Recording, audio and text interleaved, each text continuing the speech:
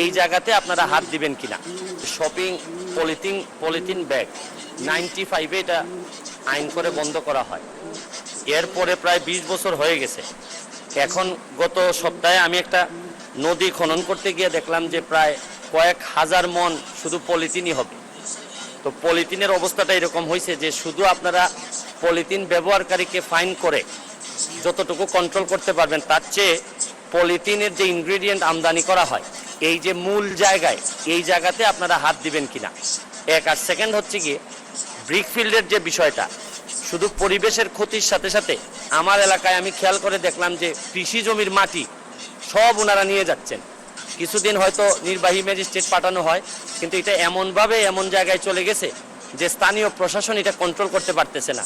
আর একটা হচ্ছে কি আপনাদের পরিবেশ বিভাগের যে ছাড়পত্র, আমার বিবেচনায় আমি আমার এলাকাতে খেয়াল করে দেখি যে এই ছাড়পত্র পাওয়া সবচেয়ে সহজ হিসাবে বিবেচিত হয়, কারণ কোনোভাবে ম্যানেজ করে এই ছাড়পত্রগুলো নেওয়া যায়।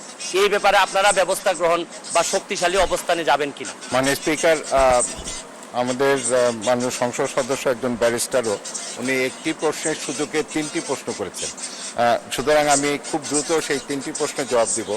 প্রথমে হচ্ছে পরিবেশ ছাড়পত্র সহজীকরণ, সেটি আমাদের টার্গেটে আছে এবং আমি আনন্দের সাথে জানাচ্ছি মাননীয় স্পিকার, আজকেই আমাদের মন্ত্রণালয় এবং A2I, হ্যাঁ সহজভাবে আমি আসছি, আমরা একটি MOU সই করেছি যেখানে এই বিষয়টি আমরা অন্তর্ভুক্ত করেছি। আমাদের 4টি শ্রেণী আছে, সবুজ, হলুদ, কমলা এবং লাল। এবং সবুজের যে ছাড়পত্রটা আছে সেটাকে আমরা আরও কীভাবে সহজে একটা সেলফ অ্যাসেসমেন্টের মাধ্যমে করা যায় কিনা। আমি জানি এখানে অনেক অভিযোগ আছে, দীর্ঘসূত্রিতার একটা অভিযোগ আছে এবং হয়রানির অভিযোগ আছে, এই বিষয়টি আমরা দেখছি। যেহেতু আপনি ইট ভাটার যে কথাটি বললেন, আগের এক প্রশ্নের জবাবে আমি বলেছি, সুনির্দিষ্টভাবে আপনাকে আবারও তথ্যটা দিচ্ছি। বাংলাদেশে প্রতি বছর 13 কোটি মেট্রিক টন কৃষি মাটি আমরা ব্যবহার করছি এই ইট ভাটার জন্য, এবং সেটার খাদ্য নিরাপত্তার উপর একটা প্রভাব আছে।